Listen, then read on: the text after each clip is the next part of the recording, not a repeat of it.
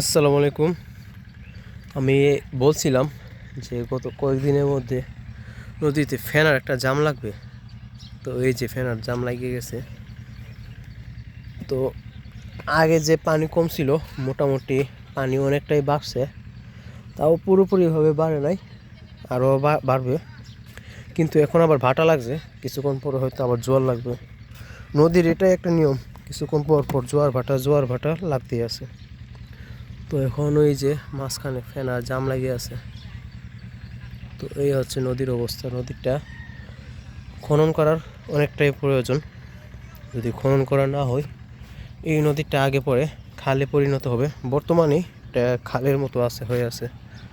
যদি খনন করা না হয়, তাহলে নদীটা আগে পরে খালে পরিণত হয়ে যাবে।